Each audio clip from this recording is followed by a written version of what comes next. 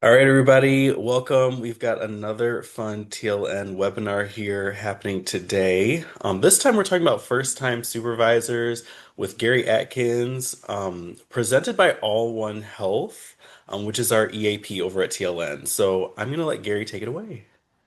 Thank you so much, DJ. So, hi, everybody. I am, again, Gary Atkins. I am a clinician over with AllOne Health, which is your employee assistance program. So, I've been within the role of professional consultant. I'm termed here for since 2019. So, that's about 5, 6 years. So, with that, before that, I did a lot of clinical work out in the community and things of that nature to where took a step away to focus just on employees as well as like how to best assist that demographic.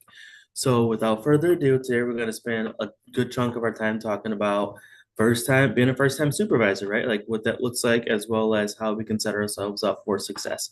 So, at any point, if there are any questions that you may have, please pop them into the chat, or you can kind of raise your hand and I can kind of pick you if you need to ask any questions or anything of that nature. And again, we'll give a contact information for your employee assistance program at the end of the training.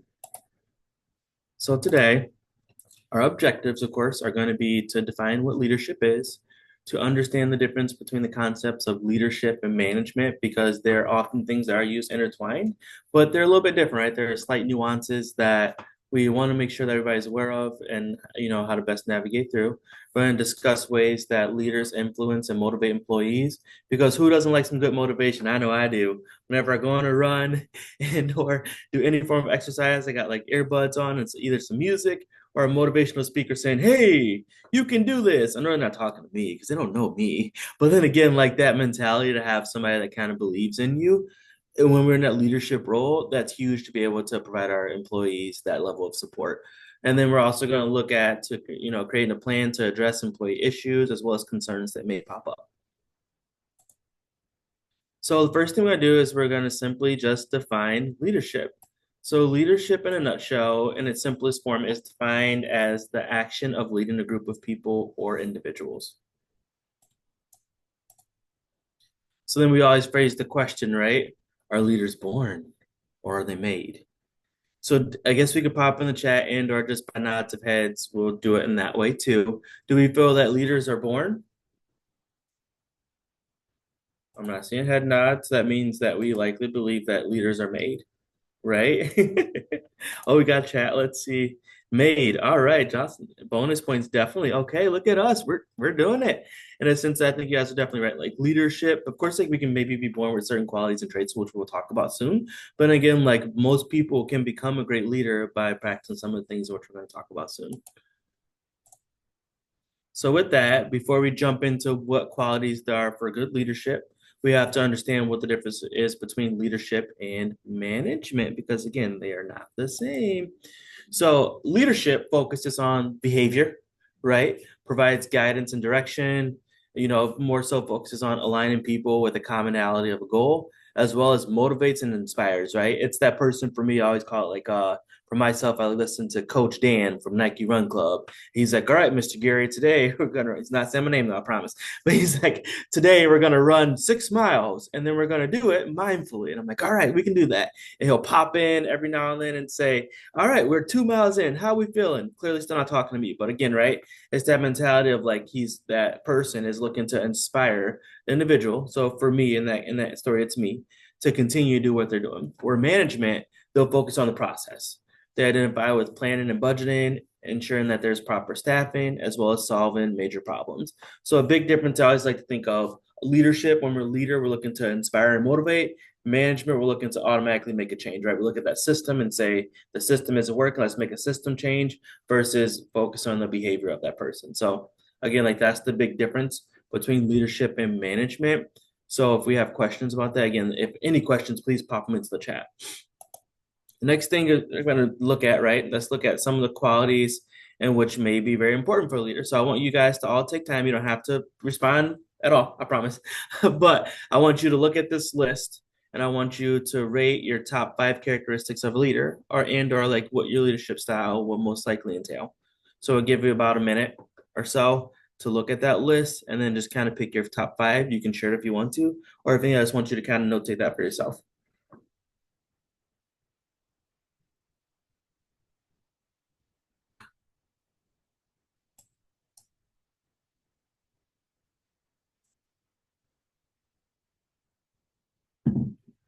Or if you think of one that's not up there, totally write it down and or put it in the chat. I'm all about like give and take, right? So if you can think of one that's not there, please let me know.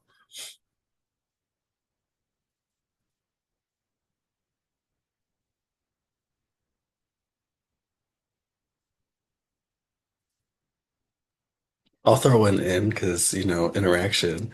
Um, I feel like one that we can always slide in is self-motivated. Because that's always a good trait for leaders to have is to be able to motivate themselves to. That's a good point, DJ, right? Like not a lot of people think about that. They often think that leadership is just about motivating other people, but you're right, it has to start internal before it can go external. So I like that. That might find its way on this chart. Okay, okay.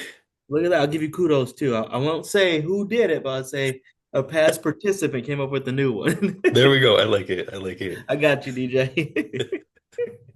Okay. So again, like this list that you're looking at that you created or you identify as top five, are just type, your top five doesn't have to be the same as anybody else's. But I know for me, like when I've thought of leadership, these are the five characteristics that I thought were most important. So a leader is someone who can challenge the process, right? Somebody who leads change, somebody who is, inspiring a shared vision, right? Somebody who is enabling others to act, someone who's modeling the way, right? Being a great role model leads to great leadership. I mean, if the individuals that you are supporting can't see you doing it, they really can't see themselves doing it. So again, right, if you're able to model the way in which you want something done, you're gonna honestly get 10 times a better result. I always think for our 3-year-old. Ooh, 3-year-olds, they're fun. Toddlers like to test boundaries. To where if I tell a little guy, okay, I would like you to put the pots and pans away you took out the cabinet because that's your favorite activity. He'll look at me like, what does that mean? I'll throw him in the sink. I'm like, okay, no, not that, not that. Because you're going to break the porcelain sink. No, I do that. Okay. So, how about I show you? I'll model the behavior I want to see. I want you to take each pot and pan because they're stackable. So, I want you to put the pots right here and the pans right here. He's like, oh, got it. So, I'll just throw them in the sink. I'm like, yeah, no, no, no, no. Let's not do that. Let's put them back where he goes. So he's like, okay. So, by me modeling, sometimes hand over hand, especially at that age, but like as an adult, we do a little bit better with still verbal cues. So modeling that behavior, he's able to not only identify with it, he can see it. So now when he takes out the pot and pans, you guys, he puts them away. I'm so proud. I'm like, oh, you put it away. But wait, you put Play-Doh in it? Oh, that can't go. So we got to retrain. But again, just to say silly story enough, right? That modeling in that way shows another individual what you're looking for as well as allows them to engage. Another big quality of an effective leader is encouraging the heart, right? So like that recognition and reward. So usually for us, like with a 3-year-old, like if he's able to do something, right now he's really into Marvel, post no judgment. He's really into Marvel. So his favorite character is Thanos. So he says, okay, if I do this, I get a big Thanos. I'm like, okay, if we can put the pots of pans away, we can find the big Thanos. And then he gets the big Thanos. Like, okay, perfect. So now if I take them out again and get them all put away again, can I get an Iron Man? Like, that's not how this works. We got to set standards for this. But if we can do another thing that is a desirable trait, we can have a reward system. So again, these things don't ever have to be like big. They can be small things, whether it's like a shout out. I know people used to do like little pamphlets or little handouts, like certificate, like you get like, 5 stars, right? You did awesome today. Like I know sometimes we think that those aren't great rewards, but again, like I know for me personally, if I have validation for what I'm doing, I feel awesome. I feel like a rock star. Like I want to keep it up because it's showing like, hey, somebody sees me. This is good. So those are like qualities when we're thinking about a good leader, right? Good leadership qualities that if we can fall somewhere within these five, right? And they essentially break down the change, vision, empowerment, role model, and recognition and reward. We'll have a team that is not only receptive to what we're working on in that moment, but also more receptive to change. Because let's face it, in life, change is inevitable. And that's what our kiddo says about Thanos. Says, I'm inevitable. I'm like, okay, you're right. And so is change. And that's how we work things in. So leaders also have a high degree of personal credibility, right? They're effective in meeting the job demands. They are able to increase motivation levels. I don't know. Do we have a lot of football fans here? Maybe. Dan Campbell, we know that guy. No, he's a coach for Lions. Um, I love the Lions. So therefore, when I think of like motivational levels, somebody was like, "Come on, guys!" He uses, "We're gonna bite kneecaps off." We're not gonna do that. We're just more so gonna motivate people to want to do what they're there to do, right? Which is support the patrons as well as those individuals in which they have the opportunity to support. So again, a motivational person is going to be someone that increases that level. I only mention him because he does a great job. Like most people who play for him, like, oh man, I love this guy. He's great. He motivates me to do better. That's what we want. So for me, I like to think I'm not biting kneecaps off, but I'll help you motivate. I'll be that guy that kind of helps you navigate through. But again, like we can all be that person. We just have to be able to figure out our own level of intrinsic motivation to allow other people to kind of get theirs too.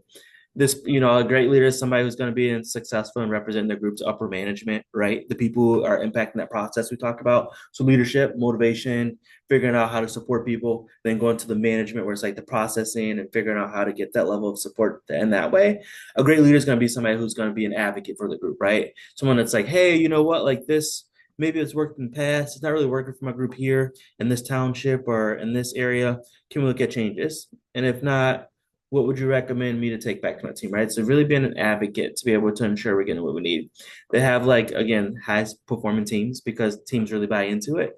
They foster a certain level of loyalty and commitment, as well as the big one we don't like usually, right? They reduce absenteeism, turnover, and stress levels. If we're in that good form of leadership, we're going to retain staff, right? And that's really important. I don't know how many people struggle with staff retention. We don't have to answer, please don't. But then again, this by being a good leader as well as offering people what they need as far as support, we're going to ensure they want to come to work, right? I know if my leader is someone who's like, hey Gary, we can do this, I'm like, yeah, we can do it. I'm more likely to want to come in versus someone that's like, we might get this stuff done, but I don't got much control. Management's controlling everything. We'll just get through it. I'm like, I don't want to come. I don't want to go to work unless we got a lot of coffee. I come for the coffee. But outside of that, I mean, it doesn't make me feel great. So again, it's like that same thing in leadership. If we're, ready to lead, if we feel like we can increase motivation level, if we love what we do, that often bleeds into everybody else on the team. So just be mindful of that. So we have this thing called the 10 commitments of leadership. Commitments. Commitments. Let's get that right. Okay. So 10 commitments of leadership. Sorry guys, I had coffee today. So leaders are often individuals who are searching for opportunities to change, grow, innovate, and improve. I always think they teach our kiddos at their school district, we need to have a growth mindset. We don't want closed. Closed leads to nothing. We don't make friends. But then again, like a growth mindset means that we're open to opportunity and change. So a good leader, they have a commitment to that. They have a commitment to experiment, to take risk, as well as learn from their accompanying mistakes, right? Because again, like you're putting yourself in position to grow. We don't grow unless we're making mistakes. If we had everything handed to us, oh my gosh, that'd be scary. I don't want to live like that. I'd be a robot. That's basically like a robot input output. We don't operate that way yet. One day maybe, but I won't be here for it. But then again, when we get to that point, that's scary. But then again, right now, in order to be a great leader, we have to take commitment to, taking some risk. We want to ensure that as this commitments go on, like we're envisioning and uplifting and enabling for the future. So we have that shared vision with everyone around us. That's where we really get into empowerment of other people by really allowing them to share their vision for what they want. Because when we do that, we get higher levels of investment. A good leader is also going to be somebody who's going to enlist others in a common vision by appealing to their values, interests, hopes, and dreams. So again, we're inspiring change by allowing everybody to be a part of it. Another great thing they're going to do is like they're going to foster collaboration by promoting cooperative goals as well as building trust. Do we usually want to work with somebody that we don't trust? I don't. I'm like, man, I look behind my back. What's going on? I don't like this. Like, it makes me feel uncomfortable. Like, I don't know, like sweaty, right? In the sense, like anxious. So usually, like, you want to build trust. And that's where that empowerment comes in. Also, you're going to be a good leader if you're going to look to strengthen people by giving some power away, right? We don't got to take it all on. We can pass it out. It's kind of like Halloween. Here you go. This is for you. You get a gold star. You get a gold. You get candy. You get candy. We're all going to take responsibility because we can do it. I believe in you. Empowerment, because at that point, right, individuals are not only investing, they also are building that level of trust with you, while then again identifying that they matter. Because let's face it, we all want to matter, right? I think for most of us in society, we want to be seen, unless you want to be invisible, and we don't have the cloak for that yet. But in other movies, they do, but not this one. So therefore, most of us, we do want to be seen in some degree, at least have recognition. So we want to be mindful of that when we are in forms of leadership. And another commitment that we're going to have is going to set example by behaving in ways that are consistent with the shared value. right? So you can't, I mean, I always take it for a 3-year-old. He's like, I want ice cream for dinner. Like, oh, you can't have ice cream, but then I go have ice cream. Well, we can't do that because now we confuse them. So we want to ensure that we're behaving in the way that's appropriate as well as the shared value. So don't worry if I have it, he has it too. But then again, if it's after dinner, we take our ice cream after dinner. And the eighth commitment that we usually have is like they're gonna look to achieve some of those small wins and also promote consistency and build commitment. So again, this is all within that role model realm. So if we don't know, everything had a little blurb that we talked about at the beginning that it kind of fits into. We're also going to take the time to recognize the individual contributions to the success of the project, as well as celebrate those team accomplishments regularly. I would circle that one. I mean, we don't have to throw pizza parties if we don't do that, but I don't know. I'm weird like that. I like pizza parties. So I'm never the employee that's like, oh man, we got pizza again. Give me like this raise. But no, give me the pizza. Because like I want the pizza because I'm happy and like my stomach's full, which means like my energy level is high. We like that. So with that, right, just figuring out what helps motivate your team in that way extrinsically that could be utilized as like recognition or rewards for them. Some people like chocolate. I'm not a big chocolate person. Some people may like fruits and like I don't know if people like vegetables as a reward, but if you do, kudos to you because you're better than me. But whatever it may be, right? That's when it's really important to know your team so that way you can have that level of impact that helps them continue to want to be there. So effective leaders, they also look to help. So they help others and they ask for help too, right? So you want to ensure that if you're going to offer it, that you can also receive it, kind of like feedback. If we're going to offer feedback, we should be able to receive it. And if not, we might not be in a good position to be given feedback. So again, that's the same thing with help. We want to ensure that when we're looking at effective leadership, that we motivate other people. We allow them to achieve unity within their group, right? So they're like, hey, let's feed into the system together. This is an organism. If one aspect's not working well, the organism's gonna fail. We're gonna get away from homeostasis. That means we have less retention. Sorry, I loved science as a kid. So therefore we want to make sure that we're trying to achieve the same goal by remaining within the nucleus of that system and also ensuring that everybody has a role that they're going to play. They're going to guide people who need assistance. They're going to establish goals and begin to work towards them. When we're looking at the establishment of goals, though, we want to make sure that it's shared goals with everybody and not just our own. Because usually, if we have shared goals, people are going to invest more than being voluntold what they're going to do. We also want to ensure that as we're looking to hold other people accountable, we hold ourselves accountable too. Because again, let's face it, if there's no accountability on our behalf, nobody else is going to respect that. So we want to make sure that we're holding ourselves accountable for certain deadlines and things of that nature if we're going to put them on other people. As well, effective listeners are ones who can listen. Does anybody here struggle with listening? We don't have to nod, or we can. It's up to you. But I know sometimes I do. And it's to my 3-year-old, and he's like, I need you to do this. I'm like, what? Wait, what? Wait a minute. What? Wait, need me to do what? No, let's talk about it. So we're usually we try to get away from that verbiage. But again, like oftentimes it's like, you know what? If that's where he's at and he needs me to do something, I can still listen, not shut it down, identify how we can meet in the middle with like an appropriate response and then go forward. So I say good leaders are ones who listen to listen and not listen to respond, right? So for a lot of us, we often listen to try to figure out what's the best response to solve a problem, where that's usually management. A good leader is going to listen and offer a level of support that that person's looking for in that moment. So we're not looking to change that process right away, but it's more so looking to support that person. So depending on how discussion you guys are, if you want to or not, that's okay. I got plenty of material. In a sense that, if anything at all, I want you to just kind of think about these two questions. How aware are you of the individual strengths and talents of the people you are leading? As well as what can you do to increase your level of awareness? We don't have to answer them, but I want you to, if you got a pen or paper or you got photographic memory, I don't.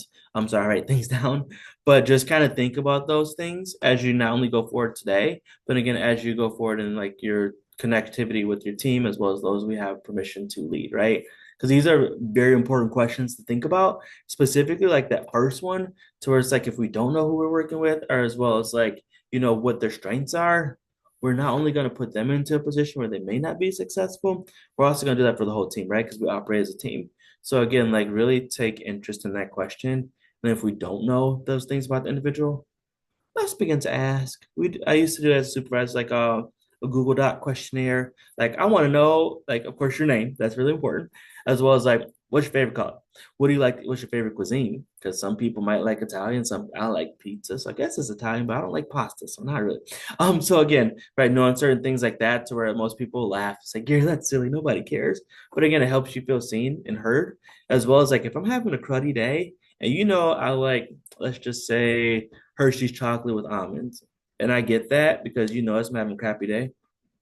I'm coming back to work the next day for sure, but also it's going to allow me to be able to see that not only do you see me, you understand who I am. So again, like when we're thinking about the strengths and talents, if we do questionnaires and things of that nature, it helps us be able to understand as well as identify with our team a little bit better. So when we're looking at it, we want to identify how do leaders motivate others. So they utilize, again, as we discussed, right, the other individuals' natural talents as well as assigned tasks that are appropriate. They understand that everyone does not have the same strengths, right? I might be a sprinter. You might be a marathoner. We don't got the same strengths. We might both run, but that's very big differences. Like a marathon is 26.2 miles. A sprint can be anywhere from 1 to 400, 800, depends on if you're middle distance or not. Sometimes we want to be sprinters too. And it says that those are very big differences. So it's good to understand that we have to operate within that motivational stance of that person. But also, as good leaders, we're looking to motivate, we want to ensure that we make people feel as though they are contributing something unique to the group, right? So inclusivity is very important, as well as make people feel as though their time and efforts are valued, and that people feel as though they are appreciated for the work that they've done. So, how do we do that, right? We show pride in your work, right? You show pride in your employees. You show pride in the company, right? We're at companies, right? Unless we work for an individual entity that's ourselves, like Gary don't work for Gary or for a company. In a sense that if I'm able to show pride in that company, I'm able to completely invest as well as identify and make their mission my mission, which is hopefully to impact the world in a greater position, which it is now. And if I'm not doing that, let me know. I got to work a little bit harder. In a sense that also great leaders are looking to motivate, they're looking to model a sense of professional pride that will not only help, other people feel great, but also themselves too. So when we've been in the room of leadership, leaders are able to focus. So anybody know what those important words in that yada yada yada baba baba baba he's ha ha who talk gobble gobble gobble. It's focus on what is most important and avoid what's not. Because sometimes in life or just at work, there are day-to-day nuances that are yada yada yada bubble bubble bubble his. I work alone, so not for me, but usually in that capacity of the office where we just have to really figure out when we're listening to listen, as we talked about earlier, we're going to focus on what's most important and avoid what's not. So all the other stuff is going to kind of go out the window. If I'm telling you that I'm struggling, but then like 50 other things, and we've missed the fact that I'm struggling, I'm not gonna feel valued or heard, right? We pay attention to my story about my car, and you all on my car, and they're like, "Oh man, your car broke down, Gary. That's awful." It's like, no, I told you before I was struggling with something else, but we focus on tangible things where you gotta slow it down and focus on what's important. So great leaders, like man, let me tell you, they're a positive influence. I mean, you always got to be positive. We don't always got to be joyous, jumping up and down, hooting and hollering. I always think like when Oprah and like other people say, "You get a car, you get a car, you get a car." We ain't giving out cars. We don't got budgets for that. But then again, right? We're gonna be positive influence in a way in which impacts other people and also makes them want to come back to work. So we're gonna encourage as well as compliment others daily, right? Like DJ, I like your shirt. I do like it, by the way. I'm not being insincere, I promise. Like I like the color blue. Like I think most of our rooms in our house were blue at one point, but we changed. But again, I like your shirt, right? You're gonna accomplish and compliment certain things about a person. It's gonna be establishing platforms for posting good news and compliments, right? So I used to be a place where I get little postcards and card stock where it's like, hey, you get this, you get like four of them, you get like this tangible reward. And are just like good news posting on the company website or something like that. It's where it kind of really does show value. Or they used to employee of the month at some places. I don't know if that happens or not anymore. But again, like I know at Starbucks it does. At least I was there that day and they had employee of the month at certain ones. But again, like something like that that allows people to invest. Smile. We got a smile in here? We know what that is? Yeah. Oh, I see it. Okay. Oh man, I know we can't take screenshots. That would have been a good one. In a sense that smiling, it's contagious. We pass it along. It's the gift that's free, right? Although it costs like muscles, I guess, in your face to do it. But then again, it's contagious. It helps other people. So I know if I'm having a pretty bad day, Oftentimes, like if somebody else is smiling, especially in the lobby, or if I walk in and security's like, "How you doing, Gary?" and smiling, I'm like, "You know what? We all right." Because I know you got my back. Because like you here, you happy, as well as like, it's gonna be okay. I can do it too. I can do this. It looks good on us, right? Smiles look good. So practicing stuff like that, right? We're gonna be individuals when we're having a positive impact that we're gonna pursue your own positivity. So we want to be more so in that positive frame of reference, so growth mindset versus closed off. So I always have to be happy, but then again, we have to be open to the ability to grow. We're also going to identify that misery does love company. It does, right? But sometimes it doesn't, and it can repel people. So we don't want that. We want to have people want to come to us instead of identify, ooh, Gary's making that face again. I'm not talking to him, but I need you guys. So if I'm going to open up that door, right now it's closed because we've been training, but I'm opening up that door to establish and say, hey, we can have the open communication highway. And with that, it's going to be met with a certain level of positivity because I'm ready to impact change. So a lot of times when we're looking at leadership, a leader is somebody who's able to lead with messaging and direction, right? So that direction that leads to engagement is usually setting expectations. I always say we want to make expectations realistic, right? We're not going to help change and or impact the greater system overnight. It takes time, as well as like we're not going to solve every problem overnight. I don't know, outside of a plumber who can fix things overnight if you need it. I don't know many other entities that are able to do that to some degree without having like longevity problems. So we want to ensure that our expectations are realistic, as well as like the goals which we're setting with our team, as well as ourselves, are things that we all invest in. A great leader, when they're looking to have engagement, they're going to understand that employees need to know what is expected of them every day, right? I mean, if someone told me, Gary, you're just expected to be here 40 hours a week, I can watch TV. Wait, I can watch the Tigers at 1? They play at 1 today. Okay, cool. I just gotta be here. Like, we want to clear, like, hey, Gary, we got 40 hours. You have X amount of clinical hours, X amount of admin time, and X amount of presentation prep. Okay, I can do that. But I can't watch the Tigers. Got it. But at least I know what's expected of me today is do all these things. So it just kind of helps. As I say, it clears up that dirty water that sometimes we can't see through, and it ensures that everybody's on the same page. As well as a leader, it gives us something to check in on at the end of the day, to where that expectation was already set. And we're looking to have that level of engagement increase too. It's going to be motivation wanes when direction is inconsistent, under communicated, or unclear. So you want to be very clear, right, with expectations. Again, because if not, I might watch the Tigers game, but I'm not going to because I know they're going to win. I don't need to watch that. But then again, right, if we're unclear of what we're looking for from that person, they may not fully understand, as well as it leaves a lot up to interpretation. And let's face it, we all interpret things quite a bit differently because we're all different. Right now, we're all different, not all AI. But again, if we all even put the same question to AI, I'm sure it gives a different answer. In the sense that if it's also not able to do that and have that level of consistency without clear communication and what we're looking for, we also can't expect that of other people. So we have to ensure that we are clear and concise. So we're looking to have like, those crucial combat conversations with people. Want to understand like how can I grow when someone's asking this, right? Opportunities to learn and grow, as well as we can identify that progress usually takes about 6 months, as well as it lasts. Quite a bit of time, right? Too, right? Could be 6 months, could be long term. So where it's just like you want to be able to ensure that when we're having these conversations, we're looking to see how we can grow. Is even given opportunities. When people are identifying, do I belong? We have best friends, coworkers, committed relationships, right? We want to ensure that people have that level of assistance in relation to belongingness. So a big way in which a leader does it is the bottom one, right? Supervisor cares about me. How do I show I care?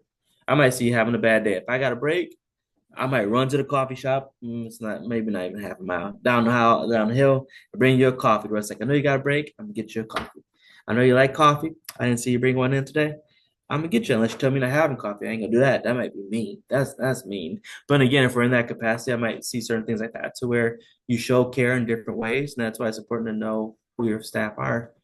When as identification of what do I give, often my opinion counts, as well as do what I do best every day, right? That same thing we enable other people to say, hey, do your best today, right? Like every day, your best is gonna be different.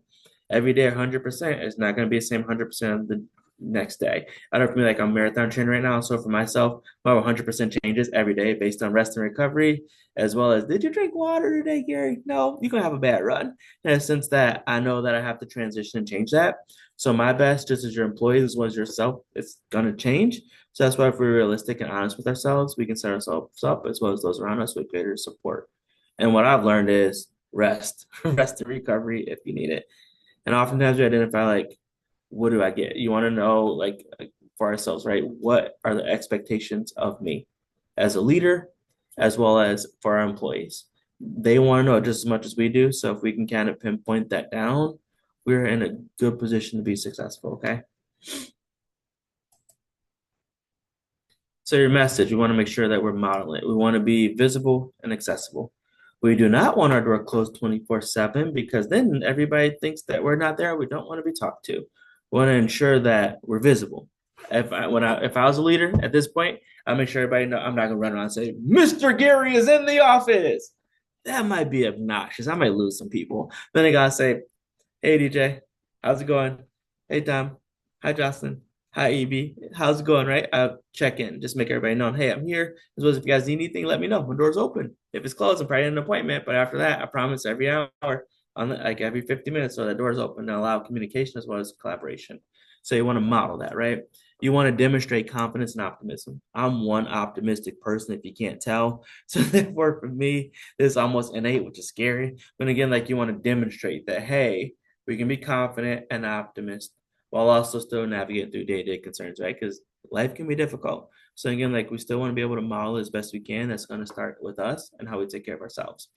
We want to re-examine organizational, values, vision, and goals. So this is something that if we do it as a team, we're allowing everybody to contribute, which again is going to allow everybody to want to invest in it. Because if we don't do that, if I tell you we're gonna go run 10 miles today, and you say, Gary, I thought we was gonna run five, you ain't gonna want to go 10. You might stop at five. Say, wait, okay, you say go ahead. I'm say, oh, I'm still running. Wait, where'd you go? Where's my friend? Oh no, I did it again. Wait, friend, I'll be to her again. If you set the same goal and you understand as well as identify what the value is within that, you're gonna all follow through. So maybe if you're like, okay, I want to do five, then I'm like, I can do five with you. We'll do 2.5 out, 2.5 back. And then you're able to get to your car, and then I'm gonna go back out for my additional five that I'm gonna do. That's okay. I can meet you where you're at, and then when I need to do more, I'll do that. So we're again, give and take, figuring out what works. Gonna demonstrate again, that's essentially demonstrating flexibility and creativity. At one point, some people say, no, I'm just going to leave you at 5 miles and say peace out. You ain't going to run with me again because you're going to say, what's the point? Like, you left me. You said peace out, and I had to walk back 5 miles. Like, that would be inconsiderate, right? So I'm like, no, I got you. I'll do 2.5 out and back. I'm cool with that. I do it all the time. So again, we can do that, and then I'm gonna keep going. And if you want to meet for lunch, give me about another, whatever, 30 minutes or so, and then I'll see you at the restaurant. You can go sit and have water if you want, do whatever you want. I'll meet you there. In a sense, that just allows another person to feel a part of something bigger than them. So you're gonna model healthy stress management, right? So whether that's like identifying as a team and like a meeting. Hey everybody, just want to know like what do we do to best navigate through stress? Like how do we have stress reduction? If you want to know mine, it's usually running. Clearly I talk about it a lot. Exercise of some form, reading books. I love to read and learn. I have like 6 books on the desk I'm taking home today. Learning new recipes. That's fun, right? Although it can be stressful at times when you don't have the ingredients, you gotta run to the store. That's not fun, but good for stress reduction in the sense that knowing yourself as well as like your other teammates is going to be really important because then it allows them to kind of see that you do care and you're going to display respect. What does that sound like? RESPECT. Find out what it means. Y'all knew I was going there. What it means to me, right? Essentially, when we have that level of mutual respect, we have the glue that holds everything together to be successful long term. So great leaders really know that your message must be the truth, right? It has to stand up to scrutiny in which other individuals may have. That great leaders, they're going to be able to use like a multi-medium approach. That means that they're going to use demographics, different levels of like touch points for people, different reassurances that people may need. Like I don't need a lot of motivation. You just got to tell me I need to do it, I'm gonna do it. But some people might need motivation. That's okay. That's okay. That's what Coach Dan from Nike Run Club is for me when I don't want to go do a long run. It's my motivation. But anything shorter than like X amount of miles, I'll just go do it without question. So again, right? Sometimes we need that. So it's good to kind of know when like we may need a little bit more pushing to be successful. And that's going to essentially be knowing your audience, right? They're going to know like some great talking points. So you're going to figure out what the main thing is and let that be the main thing. We're going to leave some of the other, again, clouds of frustration behind to really get to the nucleus of what's important. We're going to know our collective audience. We're going to be able to know, that you care about them and be able to speak their language to some degree, right? And just connect with them. So for me, like I'm an energetic person. If you can't tell, we're not good at reading people. But again, so if you meet me with like very low, monotone, just kind of withdrawn, we can get things done. We're not going to gauge very well. So I'm gonna be reading in and stuff like, did I do something? What's wrong? To where you kind of meet me, you can't. I'm like Tigger. You can't maybe meet the full throttle of energy, but like at least like somewhat to where I understand that you see it as well as like we invested in it. I'm gonna be more invested, right? I'm gonna want to listen as well as I'm going to be able to kind of take some things which you're discussing with me and apply them. And then you're gonna essentially, as a great leader, you have to know that the audience is not always your friends and allies, and that you need to know that at some point you're gonna have to use they might use that message against you, right? So some things are used in a negative connotation, but then again, I always say at that point it's good to have like that thicker skin as a leader. Then also to identify for me, I'm always like, what happened? Is it okay? Like, are you okay? Like, what's going on? Because sometimes, like, a lot of people, there are other things that are below the surface that are pertinent and present, which we're going to talk about next. Look at that segue, employee issues.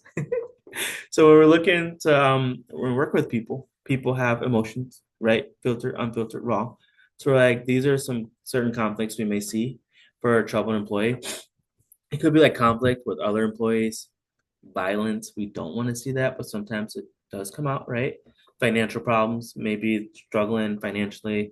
That can also like indicate someone who may be more of in a crisis sometimes. Trauma or disaster, chemical dependency, emotional behavior, and our like physical problems, family or relationship concerns, performance concerns, as well as like stress or burnout. So I always think like when I think of this, I always identify for me, I always think of an analogy. Anybody here ever seen a duck float on the river or water? Yeah, that's our favorite pastime is watching little ducks float. It's like, oh, it's so cute. How you do that? That's cool. Like, are you just because I can't do that? I sink. I try. I'm like, okay, I'm a duck. I'm like, nope, I'm not a duck. I'm a duck. Like, okay, nope, that's not working. What happened? To where I think what I always equate it to is like honestly, in day-to-day life, things may seem simple, but we don't know that the duck, we do as adults, right? I hope we do. If not, I'm sorry to tell you. But the ducks are really paddling really quick under the water, right? If you're sitting under the water, have a camera, you see them kicking around, kicking around, kicking around, kicking around. To where it's like that's the same with life. Like we often look at something visualization and say, things must be all right with you. Gary, you look all right. You're doing good. So it could be so many things that are on the surface that you're not seeing that could be impacting me. But then again, I might choose to say, hey, it's okay. It's okay, guys. I can do it. Right. That's why, like, when we know our person, right? We know our people, we know their baseline, we're gonna be able to identify that that may be a mask that they're wearing at that moment, and it's okay to have that mask on. But when you're ready to take it off, I'm here for you. I mean, maybe I may not have all the best words to say. I know how to get you support, though. I know we got an EAP. Yeah, I know this guy named Gary, pretty cool. In a sense that we then meet them where they are and give them that level of support. So again, that cute duck is also pedaling like wildfire, right underneath the water. We just don't see it. And sometimes that's the same with other people. So I always say it's great to be able to slow down and be mindful and aware of that. So next time you see a duck, you're going to see it a little bit different now. So some of the clues that it might be someone who's struggling, especially our employees, is absenteeism. Somebody who's always on time, always early. Like I'm always very early. If I'm not, it's usually because of traffic, I promise. Like I leave early enough, but if I leave an hour early and traffic doesn't allow me to get here early, I can't leave 2 hours early. I got so much freedom. That's it. In a sense, that absenteeism could be a sign that something's going on. Accidents, right? People, someone making a lot of different mistakes. Like usually someone who's pretty good at getting things done, just like making 50 different mistakes, simple mistakes, right? Maybe forgetting to put in an invoice, forgetting to put in an order for books, just like things that you're usually like, well, you're pretty good at this. Like this is one of the core competencies of our job. But then also, this is not like you. That's when we check in, right? Could be changes in overall work pattern. Maybe they're just not doing as much as they could. They're withdrawing from things. They're not invested as they once were. Someone who was like, hey, I have input on how we can fix this problem or solution. So now just like, oh, how much longer is this meeting? About 15 minutes. Okay. I'm gonna doodle. They're not a doodler. You can tell usually a doodler because they have like little action figures, stick figures, drawing like a whole little scene. When we're not doing, we're just like scribbling like little I call them tornadoes. Like we're doing tornado because we upset. We gotta embrace that tornado. What's going on? In a sense that right, that's a cue that something may be going on for someone. And also changes in their co-worker relationships if they were again more so vocal, as well as enjoy like we call it like the coffee time like where you interact with people in between passing, but now just withdrawn, like more so either head down, and or just higher levels of irritability overall, then we may see that they might be struggling. It's okay to check in, as well as like changes in appearance, mood, or actions. So if I usually come like dressed decent, it's okay. Like dressed decent to work. I come in like a raggedy t-shirt and some wrinkly jeans. My grandma from the South got wrinkly jeans. But then again, that might be a sign that, ooh, wait a minute, something might be going on, Gary. My grandma used to do starch like a says that you can probably put those jeans on a hanger and they stand there flat. It was creepy. But as an adult, I get it. But again, so if that's not what you're seeing and it's just I'm different, I'm not still like coming in, glasses might be all like this, like sideways, might have forgot the glasses. Just that might be signs that something's going on. And that as a leader, we may want to check in and ensure that they have what they need. So when we're looking at it, we have to remember that issues cannot be erased, right? So oftentimes problems must be addressed and not ignored. So we can't, hopefully, I mean, we can try to, you might be good at it, like completely ignore something. But if we do, what happens is that person feels undervalued. They are less likely to want to come back into work, as well as like their frustration tolerance is quite a bit lower than it usually was. So that's like really important to note because again, a lot of times we identify as humans, I'll just sweep this under the rug. But the more you sweep under the rug, the bigger the rug becomes and the easier it becomes to trip and fall. For a lot of us, that trip in and fall is an explosion on somebody who doesn't deserve it. Could be family members, could be our little kiddos, right? Because they're like, oh, you're so cute, easy target. Like, no, we're not doing that to them. Just call me, yell at me. In a sense that, again, we want to ensure that we understand that if there's an issue or problem, that it usually needs to be addressed. It just can't be ignored. Because again, if you don't picture anything other than the duck and this analogy of the rug and tripping over, these and like just thinking about that in that regard just shows like over time things are just going to become bigger. So we need to address them as we're able to. So we're looking to address concerns. We confront. So I don't know if you guys can see it, but it's like supposed to confront down the butt side. It's really cool. I think at least maybe not for you guys, but I don't know. That's just me. In the sense that confront, if you break it down, it means to seize assumption and responsibility for solving an employee's problem, right? We don't need to necessarily solve the problem. We want to be able to observe and document performance deficiencies. We want to be able to note behaviors in specific, detailed terms. We want to familiarize ourselves with your people, right? We want to know who they are. We're not strangers when we work together with coworkers, so we should know a little bit about each other. We gotta know everybody, all the business. We don't need to know that. We can like at least to have a simple understanding of the person to be able to ensure that we can effectively work with them. We need to be able to like again, we're looking for refer troubled employees for professional assistance. That can be us, right? EAP. If they need it, we don't necessarily have to walk across the bridge with them. But again, walk them to the bridge. The clinician, me or anybody else within our company, if needed, can be that person that helps them kind of walk across the bridge to figure out concerns in which they may have, as well as potential solution and action steps, right? So again, we refer. We don't have to do everything. We refer because we don't have to necessarily be clinical by nature, but we can be therapeutic. Therapeutic means to practice empathy. To do therapy means we're going to do a lot more than that. So just be therapeutic in a sense that we'll just practice empathy as we were taught when we were kids. If you have a hard time seeing or understand what empathy is, next time you are in a mall and or at a restaurant and or for me, I'm at a kid's playground. I can like observe little dynamics, like I call them little clusters of kids. Like you see it all the time. Like kids are like really good at being able to express empathy for each other, right? I even know for our kids, like they play sports, the older ones, they're like, oh man, this team was really bad. But when we talked to them and said, you did a good job, and like you guys are gonna keep getting better, just keep working hard. I'm like, what? Back when I was a kid, we just keep going back and forth. But you guys did what? He's like, yeah, like high five. And they're like, you see parents walk up, oh, your kiddos this. I'm like, that's we don't do that at home. But that's nice in a sense that kids are really good at practicing it. So if we're like struggling with that, watch those interactions or dynamics, right? You want when we're looking at addressing those concerns, we want to offer to listen, right? Listen to listen, not listen to respond. Because if we need to, we're going to refer to somebody else. So again, we're just listening to get a generalized baseline and then make recommendations based on that. We're going to negotiate an action plan and follow up date with the employee, right? So we're going to ensure like, hey, we can make these changes. Like, I mean, at times they could be quite complex, but again, like they're simple enough to be able to do. Let's make these changes. So what do you think are some good action plans for yourself? And let's set a deadline. We'll check in on that. And then once we accomplish that, maybe I'll throw in some. Or if not, if you can figure it out, piece the puzzle together, 100% solid. Let's do it. But if not, I can help with that because I'm here for it. Then also, like when we're addressing those concerns, they're going to take the time to utilize the performance appraisal process, right? So again, you do good. Yeah, like you got it. You go, you. That's what I say. You go, you can do it. You go, little guy, like our kiddos. You go, little bud. Oh, don't do that. Okay, yeah, you did something good. Yeah. In the sense that, right? Like you take the time. So working may be different than out in the sports field or when I'm coaching kids, like when I'm coaching them. But again, like whatever that may be, you utilize that performance appraisal process. And what it does, like it allows like a future comfort as well as like it allows those individuals to then be able to continue to do what they can do best, which is continue to lead to some degree, as well as continue to invest in that product. So again, you take that time to figure out what that reward system is and utilize it to their advantage. It's not about you in this regard, but about their advantage because you'll benefit from them continuing to stay and want to be at work. There's a quote. It's like leadership is a gift. It's given by those who follow.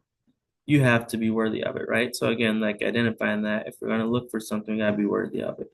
How do we define what worthy is? That's on y'all. I can't do that for you. But then again, when we're looking at it, we identify like what the nature of worthiness means. Each individual has their own definition, and that's okay. So I love to leave time for questions because we cover a lot of information, not talk a lot, so I apologize. So again, if we have any questions, we can pop them up in the chat, and or you can unmute yourselves. You can just say hi if you want to, and or just ask any question that you may have about the material and or about anything in general. I'm just coming off mute just to let people know if you are not able to use your mic because of maybe you're on desk or whatever you're doing, feel free and drop it in the chat. I'll be happy to read it for you. Oh, I get in there. Oh, please pop up in chat so DJ can read it for me.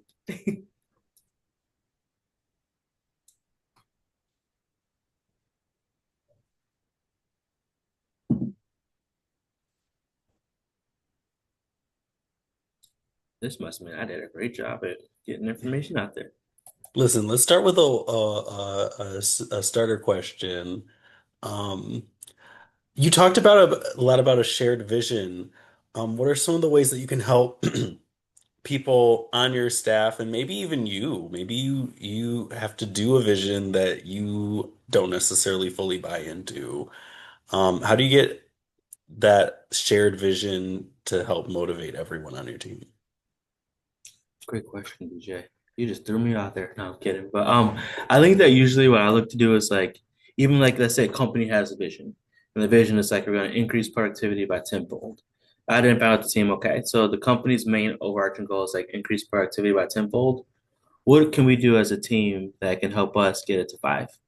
Because once we get to five, we'll automatically get to 10 eventually because we're increasing to some degree. So again, like inviting people to participate while also modifying it just enough to be able to get that investment to have that person want to do it. So if I'm running 10 miles, I might tell a friend, because he good with this, I promise y'all. I tell him we're gonna run 8. And then we get to 8, I'm like, what's 2 more miles? And he's like, what? We were gonna do 8. I'm like, it's only 2 more miles. You wanna do 2 more? And then we'll do them. He's like, why are we doing? I'm like, well, we're always gonna do 10. I just knew that I gotta get you to 8. And then when we get to 8, like your brain's like 2 more miles is nothing. So it's just like knowing collectively the audience. Right. So for him, that works. For my wife, she's like, heck no, what's wrong with you? I told you I was doing 5. I'm doing 5. I'm not doing 1 mile. We're not doing 5.1. It's 5. To where again, maybe for that level of motivation, maybe different. We go to get lunch or go do that. To where it's just like you speak to the volumes in which like the individual case by case basis. So even like within that dynamic of a team, when we know each other, we're going to be able to figure out what works and then kind of mold it to make it the shared vision of everybody else. So again, it's just like knowing, even like for our kids at baseball. I like watching baseball, but coaching baseball was not for me. I found out very quickly. In a sense that if kiddos didn't invest in it, it's quite hard, right, to get them to all want to do the same thing. But again, if we sat down at the beginning of the season, I said, what's our goal this year? Are we gonna aim to be the first in our little league? Or are we gonna aim to improve from where you guys were last year, which you won 0 games? They're like, we want to improve to win 1 game. Like, yes, we can do that. Hopefully. I can't control that. You guys do. But then again, how do we do that? To where again, there was case by case individual set their own goal. So those goals kind of really combine to make one. So long story short, long-winded person, sorry. Essentially asking everybody else what they can contribute and then utilizing that to get to the bigger goal.